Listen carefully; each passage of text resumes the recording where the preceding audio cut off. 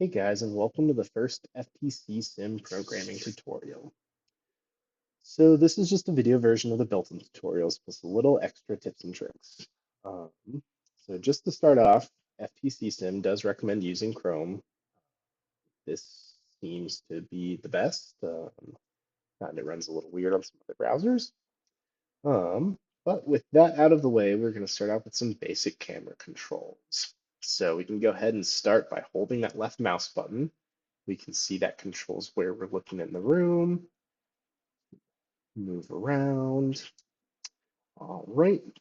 And now we can look at our mouse and keyboard controls. So we've got W, A, S, S and D, kind of just the standard video game controls. We got forward, backwards, left, and right. So we can also have the space bar, which raises us up, and the shift, which lowers us. So now let's go ahead and take a look at our robot on the field here. So just a quick little tutorial. So the goal of every level of the FTCsim is to move our little robot that the sim calls Beetle and move it to the pad right here with the flagpole. Um, so let's go ahead and just start off and see what we've got here. We'll go ahead and click our run button and see what happens. So nothing. Looks like our robot just sits here. Let's go ahead and come over here and click on what FTCsim calls the logic board, which is where all the programming for our robot happens. It's this green button here, the little caret on the laptop screen. All right, so let's learn how to program our robot. So we're going to start by clicking on our actuator tab. This is where all the motor stuff is found. We can see our DC motor here. And we are going to click on the dual. So that's going to control two motors. Let me go ahead and click on our one that has the ones in the power slot. And we are going to put it under our wait for start block here.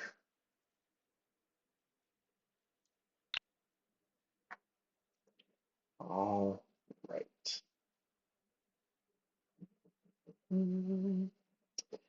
So now let's go ahead and hit reset to reset our field, and we'll hit run again and see what happens. All right. So not really what we want our robot to do. That's because if we come over here and look at our robot,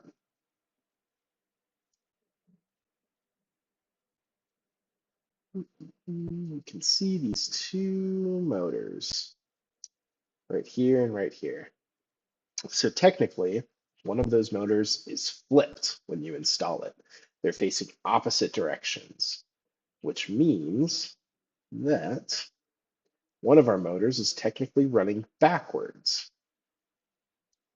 So there are two ways to fix this. There is the easy way and the right way. So the easy way is to flip our left motor value here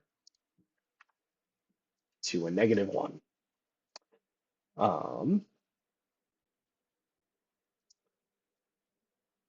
But once we start building our more complicated code, this gets hard to remember. You have to change every block to -1, all this other stuff. So the right way to fix this issue is to set the motor direction to reverse. So that means that every time you give it a value, the program itself is going to reverse that value. So you don't have to change every block. So we'll find this over here in our actuators again, DC motor. And then we're just going to go into DC motor, not the dual. Right here, we've got our set motor left direction to reverse. We're going to go ahead and put this in our initialization section, which is right under this put initialization blocks here. And now we can go ahead and hit our reset button or just our run button. And there we have it, level completed. So great job. Don't forget to hit that save button up here. That'll help you keep your work. You can come back and reference this. And I will see you guys in the next video on level 2 called Rearward.